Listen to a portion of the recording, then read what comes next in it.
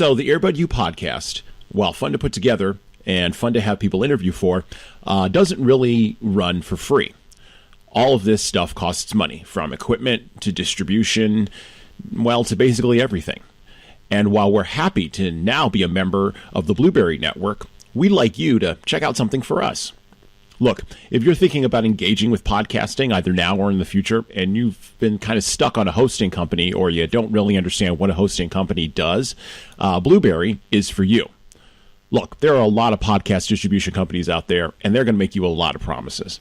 But Blueberry offers 3 things that made it my go-to when I started the Earbud U podcast. Number 1, convenience. Look, with PowerPress plugin and with WordPress integration, it works with around 90% of all websites that are already out there. Number 2, optimization. Yeah, it took me a while to accept that Apple and iTunes pretty much rule the roost when it comes to podcasting. But after I came to that realization, then Blueberry was great in making everything easy. Finally, number 3, publishing and distribution is simple. Look, I have a lot of stuff going on in my life, in case you didn't know. I design corporate trainings, I give speeches, I blog, and occasionally I get to see Mrs. Earbud U and the kids. But with Blueberry, publishing my podcast was done and over in 3 easy steps. No muss, no fuss, no bother. Look, head on over to blueberry.com. That's Blueberry, BLUBRRY.com, no E's, and type in the promo code earbud_U. And they'll give you a month of hosting service for free. And it's on me. A month of service for free. Look, you can't beat that with a stick. That's blueberry.com, BLUBRRY, and promo code earbud_U. And now, on with the show.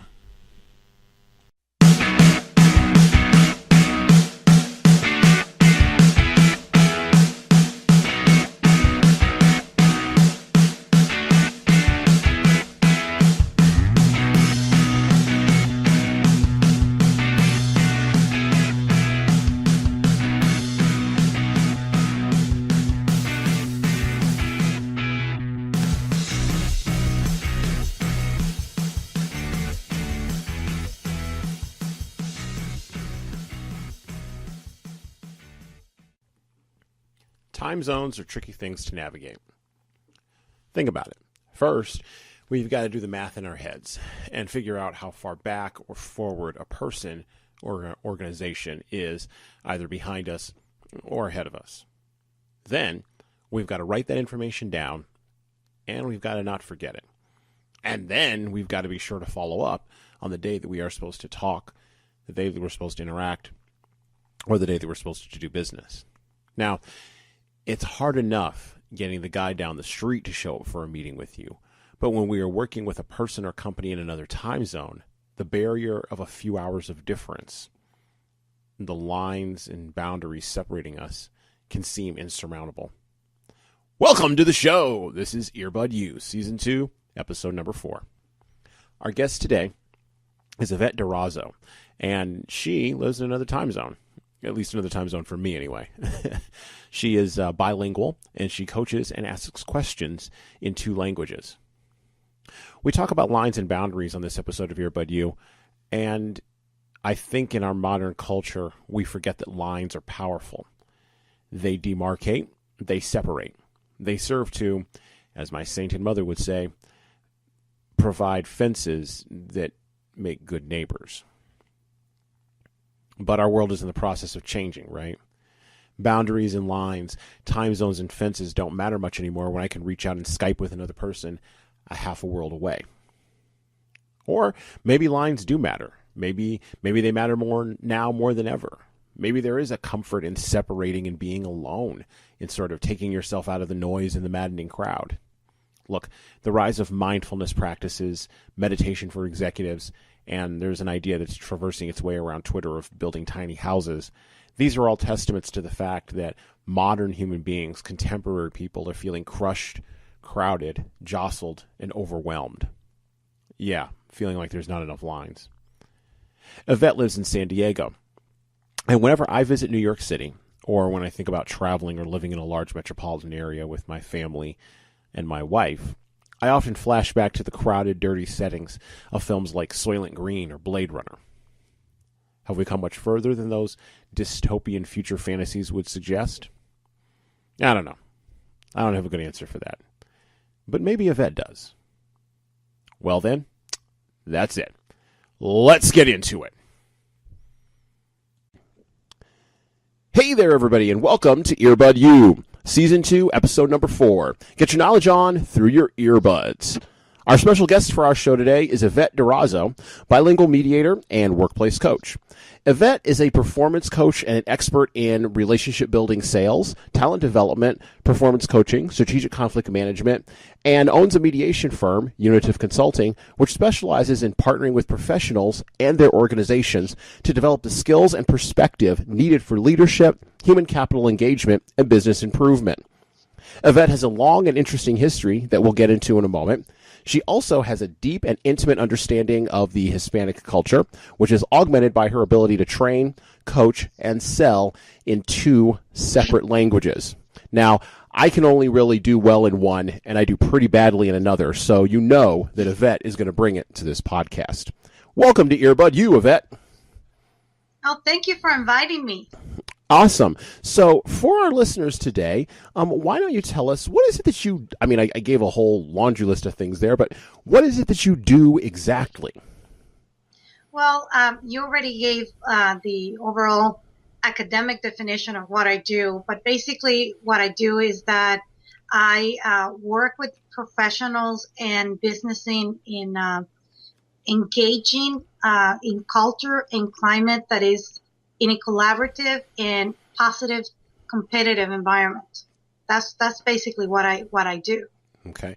Now, in sentence. In one sentence, okay. Now, you said a competitive and a collaborative environment. Now, both of those positive collaborative environment. A positive collaborative environment. Okay. So both of those things sometimes seem to be at opposites to each other or at opposing poles. How do you navigate bringing those two things together? Well, it is like conflict can be a positive conflict or it can be negative. And pretty much, the community and everybody in the world think that conflict is bad. So with my teachings, I help them to realize that, competition, positive competition can go hand in hand with collaboration. Therefore, it enhances organizational culture and climate. Excellent. Yeah, that sounds very much sort of like a Bernard Mayer sort of approach to conflict. Is that sort of where you got your inspiration for Unitive Consulting? Is that sort of where you got your inspiration to sort of develop that? Well, actually, Unitive Consulting, I don't know if you know what unitive means. Unitive comes from the definition of creating communion, helping people to create communion within themselves, to reach that area of themselves in where there's no distraction, no conflict within themselves, and they're clear and focused, and they're very present. So that's the work unitive means. So that's why I named my organization Unitive Consulting. Okay. So when you talk about creating communion within yourself, I'm doing a lot of work with my consulting firm, Human Services Consulting and Training, in sort of really focusing on creating the sense in people that they can engage in what I call emotional labor. This idea that a robot may be able to replace you in doing your job, or a computer algorithm may one day move you out of a system that you once thought was secure. And so the only thing that separates us from the machines is that the fact that we can do emotional labor, that we can engage in that emotional process. That sounds very similar to what you're talking about here. Yes, exactly. What I teach my students, as you know, I'm an adjunct professor at National University, and I teach courses in alternative dispute resolution and mediation and communication and conflict. One of the things that I tell them and also my clients is that in order to be able to resolve outer conflict on the outside, they really have to master how they resolve their inner conflict. Okay. Now, this is not something that you just sort of jump into. No, nobody sort of jumps into this kind of work. So tell us a little bit about and walk us through your personal story and sort of tell us what drives you to sort of do what you do. Well, I didn't land into this type of work in a conscious level. I think everything was very unconscious. I come from a family of 7 children, Okay. a Hispanic family with 7 children, and I'm the youngest one. Oh boy. And little did I know that I had already developed mediation and negotiation skills at a very young age, because I was very much the youngest of all of them, and the youngest to the second, it's about almost 8 years of difference. So you can imagine that when I was born, I had to really negotiate around me a lot, and also mediate, because I sometimes I would see my siblings getting into conflict and fighting, and I was kind of like the peacemaker. Mm-hmm. And as I grew up, I went and studied a bachelor's in international business, and I found myself working for organizations in the border region. I live in San Diego, California, very close to Tijuana, and I always had an affinity to work with nonprofit organizations. And these organizations were working in binational settings, working with collaboration to develop companies or to enhance and work with companies. I used to work with chambers of commerce, economic development councils. And in there itself, talking about nonprofit organization, you have people, you have board directors there, you have committees. And once again, in one way or another, I had an ease to help people to collaborate. I had an ease to work with people and help them through the process to do the work or to reach the projects that we needed to reach.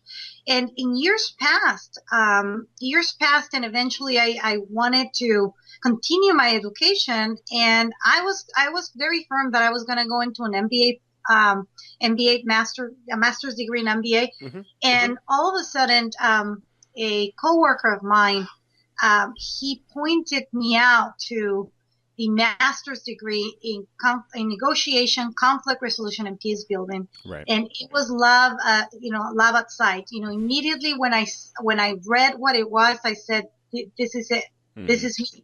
I didn't know what I was going to do with it. I just didn't. I didn't even know that mediators can come through that line of academic teachings. I just didn't know.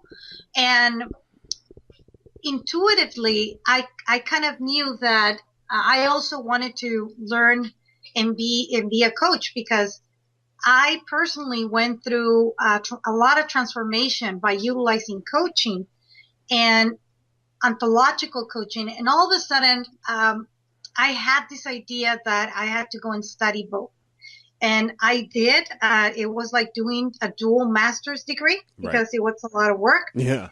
And little did I know back then that at the end of my master's degree, I was going to go to a meeting with the Mediators Beyond Borders. Oh, yeah. And that's when I first learned about a person that was calling himself a conflict resolution coach. And then I knew what I was going to be named, what I was going to be titled, because, the master's degree and the ontological coaching would fit very well together. Mm-hmm. Mm-hmm. Well, and it sounds as though, you've already got that business background. And so with the business background piece, you're really able to sort of bring the conflict piece along, because, of course, people in organizations engage in conflict. I mean, that's sort of what we do when more than 2 or 3 of us get together in any kind of group. And of course, you mentioned family. Family is, and I've blogged about this, but family is the world's first organization. It's the first place where, it's the first place where we sort of learn the organizational rules. We sort of learn how to work with people we may not necessarily have picked or have chosen to come together with, but hey, we're here now. So how are we gonna get along? Well, You said that you met the individual from Mediators Beyond Borders, but how did you? Because I know in my master's program, I got very little business training. I got very little of that, and you sort of already had a little bit of that mentality already with your background in international business. But how did you make that leap and say, "Hey, this is okay"? There you go. There's the link. Like, I can take this to businesses. This is another skill set, because a lot of people who are in our field, or who are tangentially in the peace building fields, don't make that leap. A lot of them wind up volunteering or wind up disappearing into organizations, or in some cases, going the attorney mediator route. So how did you sort of make that leap to, yes, I can sort of turn this into a part-time bootstrap business? And we'll talk about your business model in a minute, but the business, how did you sort of make that conceptual leap? Or was it easy? You just didn't think about it? Well, I knew that through the coaching, it was very clear that I could create a business through coaching. Okay. But the beauty of it, that it worked the other way around. The skills of coaching became a tool under my arsenal of conflict resolution tools. Okay. So it worked the other way around. Okay. Usually when somebody goes and certifies and actually goes through an entire credential through the International Coach Federation, it is because you're most likely are going to, have your own practice, your private practice, and work with clients, right? Right. So when I realized that there was already something out there, and it was part of the umbrella of alternative dispute resolution, it was a no-brainer, right. And I know that through my studying, I was reading certain authors, and within the reading, I knew that they knew something either about coaching or about transformational work, because in the reading I was already reading that in my studies, and that's when I said, I have to go and study the coaching as well, because this is going to be a very strong thing to do. Okay. And like I said, the business was going to come through the coaching, but it worked the other way around, because the coaching became just a skill. Yeah. A skill that I use when I work with the work that I do. And the fact that there's not a lot of people in doing the work that we do, there's not a lot of conflict resolution specialists. Yeah, so that makes us very unique. But it's challenging because whenever you go to corporations or organizations or companies, and you use the word conflict resolution, companies get scared. It's like, it's not here. It doesn't exist. Don't even say that you're a conflict resolution specialist. Just say that you're a consultant. Right. And I've noticed that a little bit in some of the work that I've done. Although I call myself a conflict engagement specialist or a conflict engagement consultant, because, I want to get the engagement piece out there. And in corporate training, I've sort of been able to develop partnerships with third-party individuals to sort of make that buffer, to sort of do that marketing piece for me. But talk to me about the marketing. Like, how do you market yourself? Like, I'm looking at, I write a lot of blog posts about how marketers tell stories and mediators tell stories and peace builders hear stories. And if peace builders hear stories and marketers tell stories, why is it we have such trouble meeting in the middle? So, how do you market yourself in a environment where, at least I know in my local area, you walk 3 feet and you fall across a coach. So, how do you separate yourself business wise? And this is going in a little bit of a business direction, and then we'll switch back to something else. But how do you separate yourself from the pack in San Diego, which is a city of how many millions of people? How do you separate and draw attention to yourself and get people out there who know what you offer and who are willing to take advantage of it? Well, first of all, I think that the way that I distinguish myself comes from the teachings or the lessons that I learned from my father. Okay. He was a businessman with no education. He didn't even go to school. What business did he own, or did he run? He ran a tire shop business, but in the other side of the border in Tijuana, Mexico. And he was very successful because back in the days, like more than 60, 70 years ago, it was the only, his business was the only one in the area, believe it or not. He was the one that has the concession to cross, tires and do that type of business in the other side of the border. But my father has always, he already passed away many years ago, but he has always been an inspiration of how business should be run. Mm-hmm. And I don't believe much about doing the blogging and advertising so heavily, because I think that the work that we do, it's about building relationships, building trust.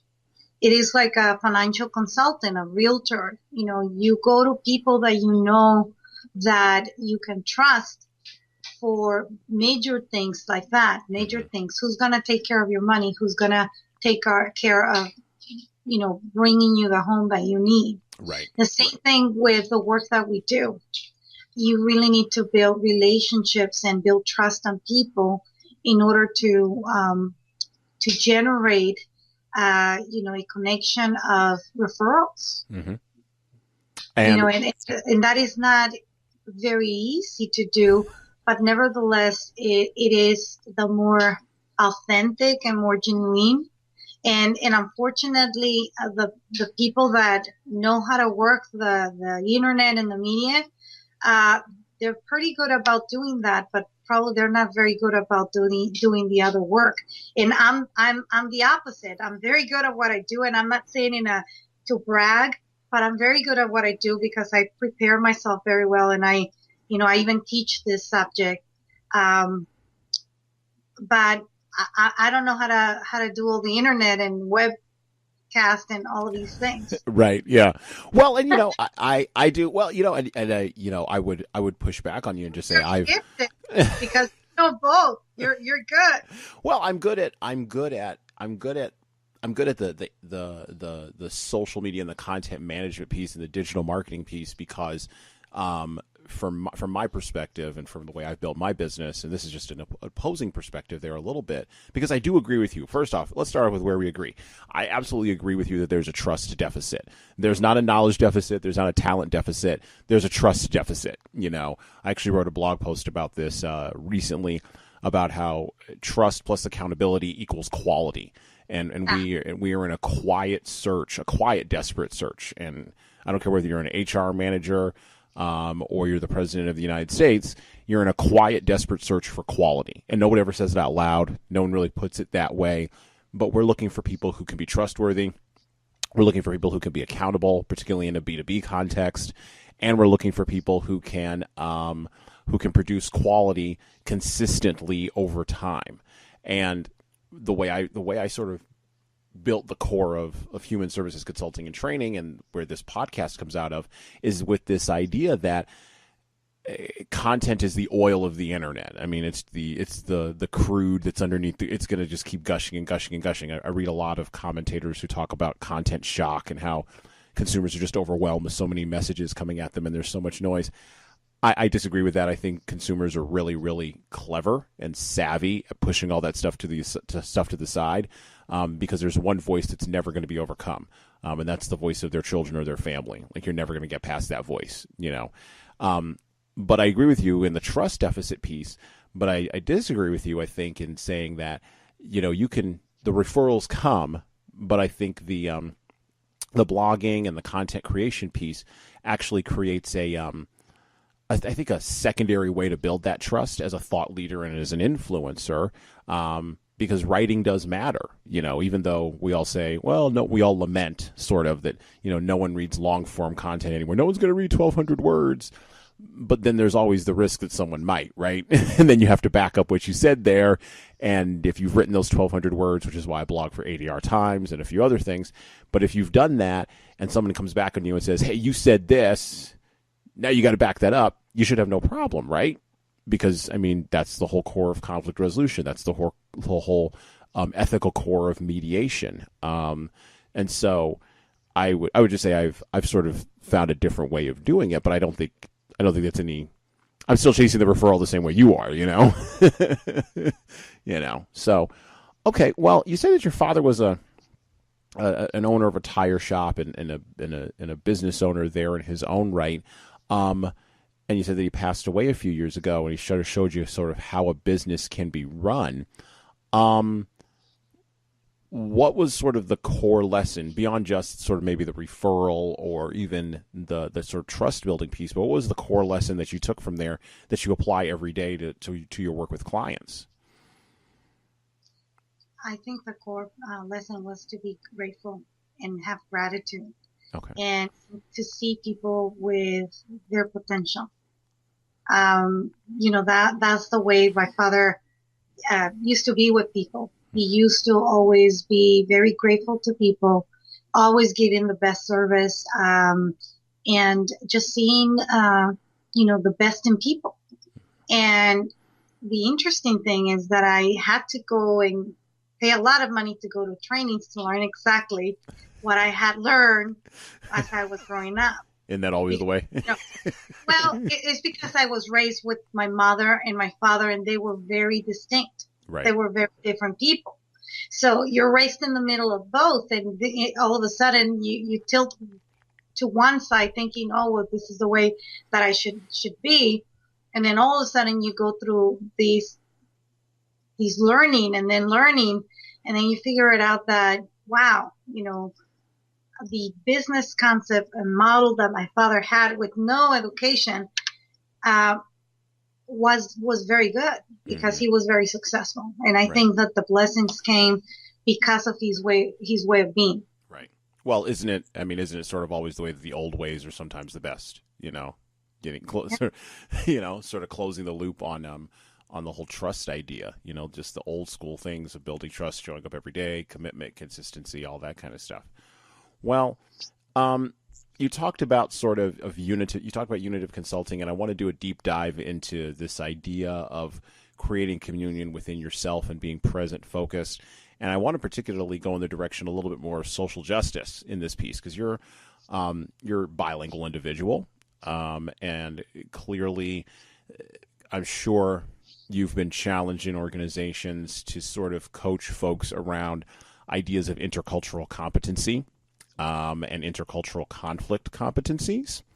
Talk with me a little bit about how you work with clients around that in the local area, or maybe you haven't been really pushed or challenged on that area. How would you work with clients there? What would that look like?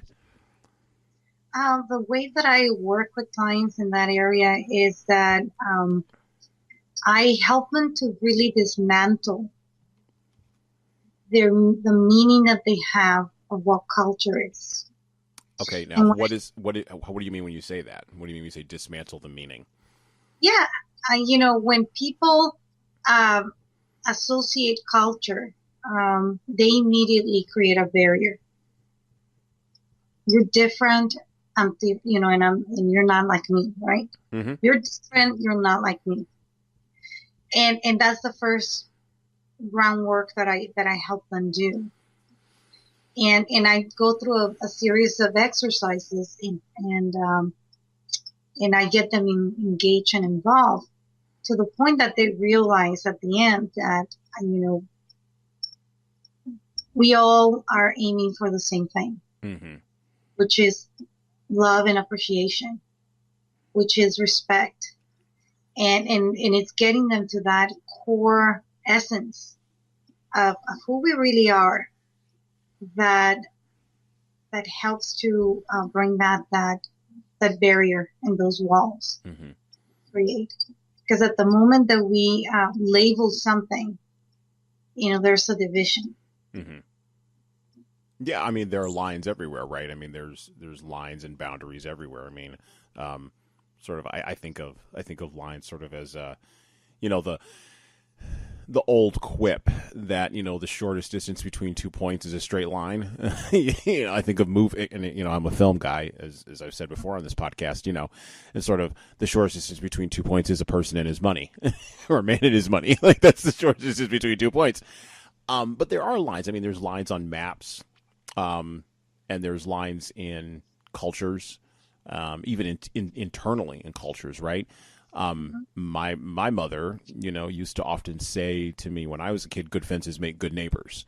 And, I mean, that's put a line. Well, exactly. That's, to me, that's Angela. What are you gonna do there? But how we learn how to resolve conflict, to social transmission. Mm-hmm. How is it that we learn from our parents and in our upbringings of people around us that teach us the best way to resolve conflict, and sometimes it's not the best, right? Right. Well, again, and it goes back to that whole, like, family is the first organization, and then we take all of our little organizations and we go to the workplace and we expect that other people are going to respond the way that we would respond, and then they don't, and then we're all surprised.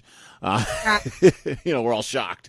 But this idea of lines and of sort of overcoming those, culture. And this is another deep dive that I've been doing into on my blog, and writing sort of my thoughts out around this.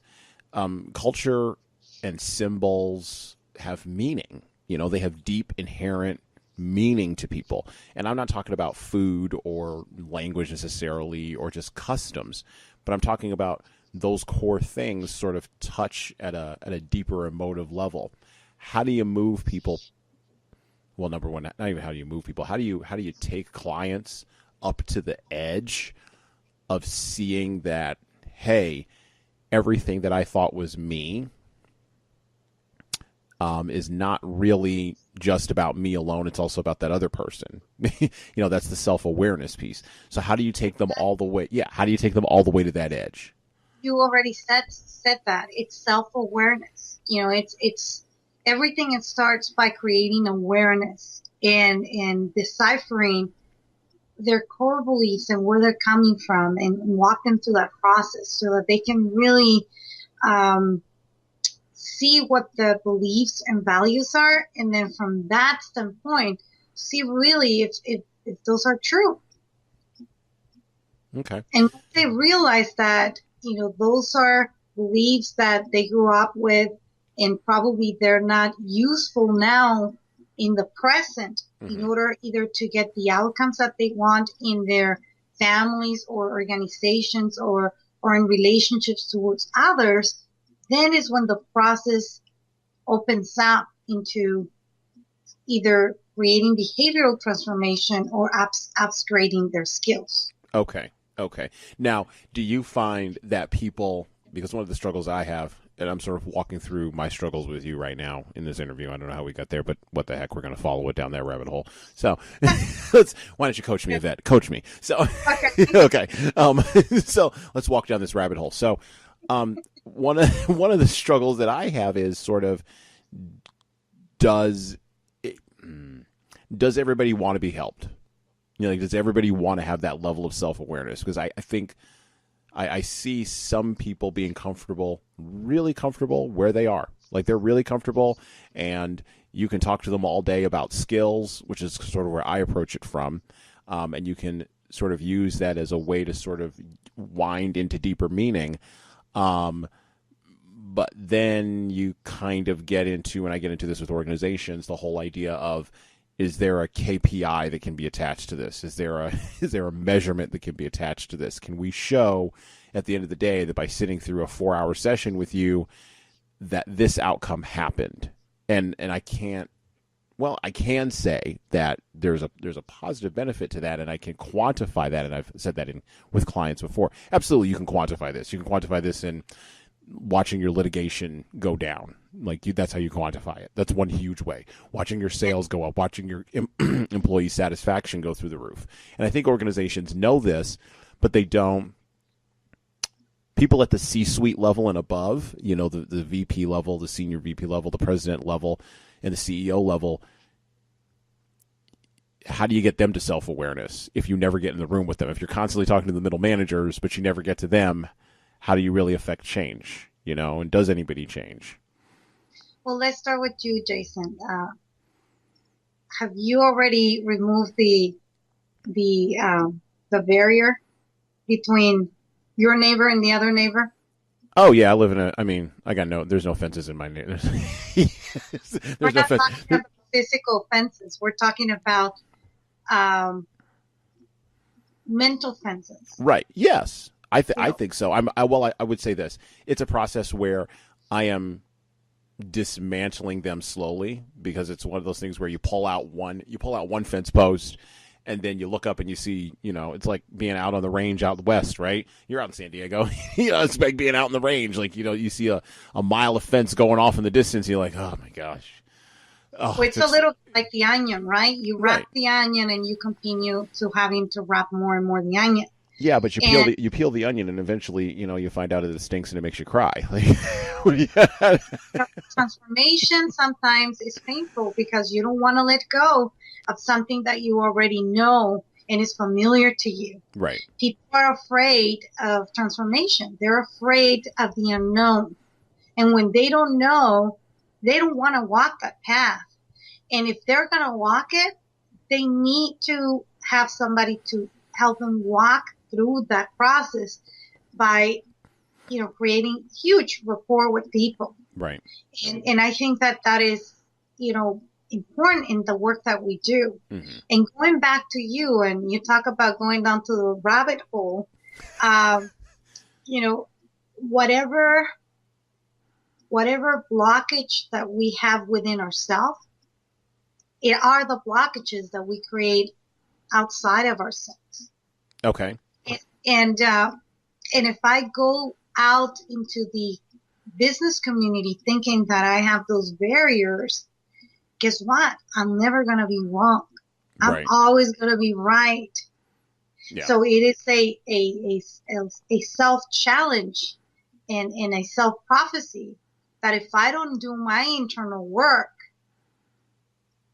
then the world outside, it's not going to reflect what consciously I want it to reflect, because on my unconscious level, I have to do a lot of deep cleaning. Yep. Well, and you know what? This goes into mindfulness and energy and the whole ontological piece that is part of your background. Ontological coach. Right. Exactly. Well, and you know what? One of the things that I tell groups when I sit with the middle managers is I say, listen, I still get mad at my kids. Like I still have emotional responses. I still have frustrations with people. I still lose my mind in traffic. All those things still happen. Like it still happens. But the difference between you and I is I'm like a neurosurgeon that can do my own surgery on my own head.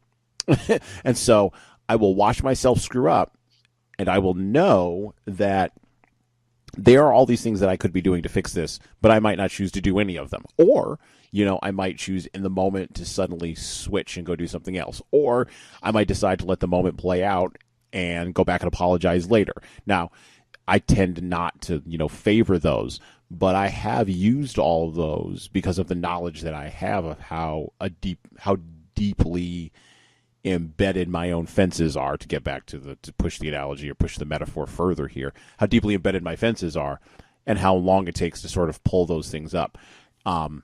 When I say this to groups, they often just sort of stare at me like I'm kind of nuts. So yes, people do not change until either there are two streams. Either there's a lot of pain, and it's really costing people, or there's a lot of joy. And us, as a conflict resolution specialist that we are, is helping the client walk them through the process to have a little bit of a peek of what is it that they're going to gain out of the work that they do. Yeah. Because, they're like little cats when you want to shower them. They don't want to go into the water because they don't know that eventually they're going to go into the water and they're going to, get a very nice bath and it's going to feel good and everything. They just don't know because they have never experienced that.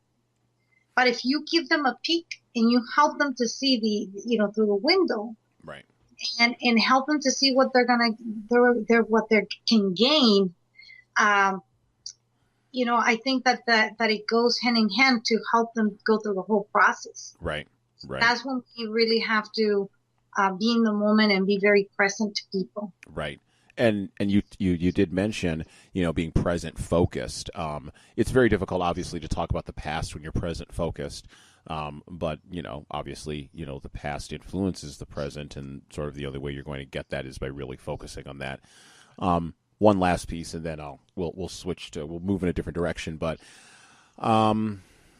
there's an idea that I've been working through, again, through my blog posts and through some other social means. I'm just sort of putting my brain out there on paper for people to see, or maybe not on paper, in bits and bytes. But this idea of selfishness versus self-awareness versus self-focus. How would you define those areas or those separations? Because I see those three things in people. So I see selfishness, obviously, or maybe not obviously, but I see selfishness, and then I see self-focus, and then I see people struggling through both of those, through sort of the swamp and the morass, to sort of get through to grab some kind of self-awareness. And this relates back to sort of what you're saying about the cats in the tub, sort of give them a little glimpse of what it's going to look like on the back end. And that's the self-awareness piece, but you got to get through the selfishness and the self-focus, right? Yes. And in order to do that, it all depends on the individual. It all depends what is it that they need. Mm-hmm. And what is it that they can feel comfortable to letting go in order to gain. Right. It's walking, the path with them. Yeah. And so that they don't feel like alone. Yep. And they feel scared, and they don't know what's going to be in the front when I happen to remove something that I think that it's part of my identity. Mm-hmm. And when I let it go, what's going to happen with me? I'm going to be nothing. Right? If you take that value and belief out of me, I'm going to feel naked. I'm going to feel like I'm no one. Right. So it's really walking them through the process. And the other metaphor that I use a lot to build that awareness is about the metaphor about when you go into an airplane, what is it that they explain to you? That if anything happens in the airplane, you have to put your mask first. And that doesn't mean that you're selfish. It means that you're getting to a point where you can be of value and of service to others so that you can save the other person. Otherwise, if you go and put the mask to somebody else, you're gone. You're dead. Or if you keep it all to yourself, then you're going to be leaving remembering that you didn't help another person, right? Mm-hmm. Yep. So that is the most simple metaphor that I could use to help individuals create flexibility in their way of thinking. Awesome. That's great stuff. Well, I mentioned social justice, and we really didn't really touch on that. And clearly, I mean, you're in San Diego, so you're in a confluence of cultures right there. How does social justice work? And I'm assuming you know what I'm talking about when I say this, but if not, I can give an explanation of what I'm thinking of. But how does social justice work sort of impact what you do, and how you approach what you do?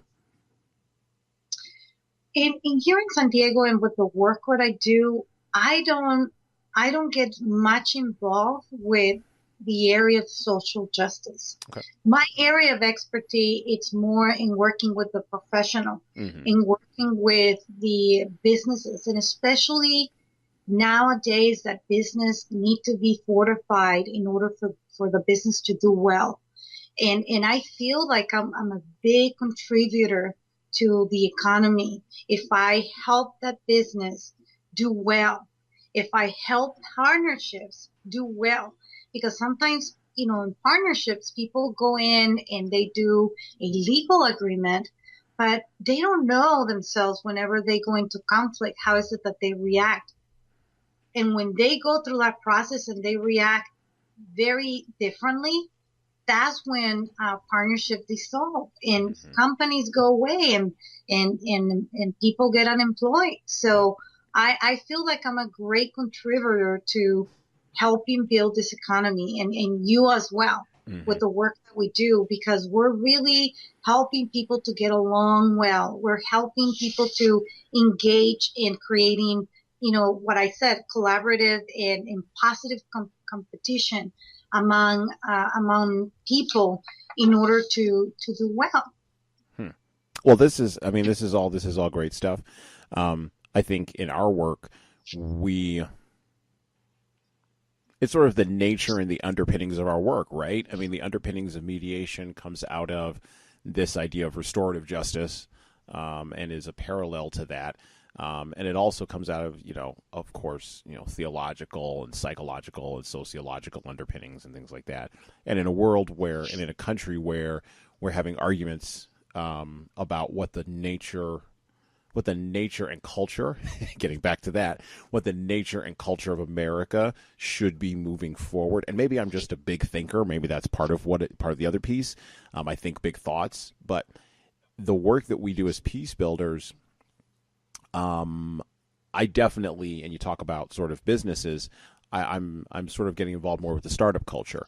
And one of the things with startup culture is, you got a lot of technological gee whiz folks that could do amazing stuff, right? But the human skills just aren't there. I say, software may be eating the world, but people will still be our biggest innovation problem. They always will be. And startup engineers don't want to hear about people. They want to build the product and good luck with everybody else, and that's a terror. And that might be a little bit of a stereotype there, but there is some of that attitude. And so, in the culture of California, where startup culture is, at least from those of us who are outside of it, I will say that our external perception, not the internal reality, but our external perception is that Southern California is awash in money, and if you just show up with a piece of software and you wave it around, you'll get a business, and VCs will be jumping all over you, and it'll be ridiculous. Clearly, that's not always the actual reality, but I'm talking about sort of external perceptions. So my question is, how do you navigate with startup culture? Are those businesses that you work with? Do you work with startups ever? And if you do, sort of how do you push them towards this larger vision of a bigger America past just, hey, I want to have another Snapchat, and I think that's going to save the world, Well, once again, going back to the idea about helping the small company to really become bigger, and actually the startup companies are the ones that are growing tremendously, very fast. You can have a company start in 1 month, and at the end of the year, they already have 50 to 100 people. Right. And because they're going in such a fast pace, they don't realize that these, systems need to be in place. And sometimes even these companies don't even have somebody already inside that is a human resource. Right. Yeah. And well, they're 24 years old. I mean, what 24? Were you thinking of? Were you thinking of human resources when you were 24? And that is the thing, that if we as conflict resolution specialists, take the initiative to look into the possibility of engaging the small companies, we're co-participating with building a strong economy. Right. Because again, we're helping small companies build a strong human capital. Right. When you build a strong human capital, the company is going to create revenue and we're going to have, better economy. Mm-hmm. Yeah. Well, we've talked about a lot. We've talked about unitive consulting, and we've talked about self-awareness, and we talked about metaphors of fences and kitty cats and water. It's been a great conversation. Let's switch and talk about teaching. You said you adjunct at National University. I know that you worked with the San Diego Restorative Justice Center, the National Conflict Resolution Center. Academics in the field of peace building have had some would say, depending upon who you talk to, a disproportionate level of influence, or maybe, depending again upon who you talk to, not enough of an influence on the field. But for every, Kenneth Cloak or Tammy Linsky or, those kinds, or, Bernard Mayer, There's people like yourself who are And by the way, those are my mentors. and those are your mentors, right? And I was going to ask you who are your mentors. Yeah, Mentors, yes. yeah. So for every one of those folks, you got an Yvette Durazo, like you've got those, or you got a Jesan Sorrells. So how do you get across this deep layered stuff that you've got inside of you? How do you get this across to students? How do you inspire them to sort of reach past this just being this is just one class I took, or this is just one piece of an overall academic puzzle? How do you get them to reach deeper with your adjunct teaching? I think it has to do with the passion that I have. Okay. A lot of my students have told me, I love how passionate you are about teaching the subject that you teach. And many of them have come back to me and said, you know what, this is the first class I have ever taken that I'm walking away with tools that I can not only utilize in my home, but in any relationship and in business. Mm-hmm. I really emphasize that these skills are very important in any area of their life and in their career. And I always tell them that how gifted they are by having chosen and having the opportunity that National University gives these classes. Right. Because not a lot of the academics has this. Right. A lot of, the academics, people go into business and they don't teach them conflict resolution skills. I went through international business. Nobody taught me anything about conflict resolution. Right. Little by little, we're doing that. We're moving forward with that.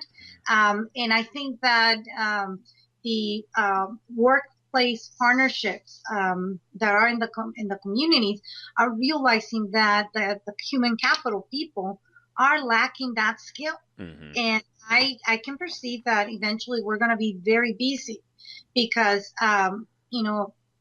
the awareness has been created. The HR people are screaming and kicking and saying, you know what, there's a skill missing on these people. Wait a minute. They're kicking and screaming in California too. They're kicking and screaming in New York State. They're kicking and screaming everywhere.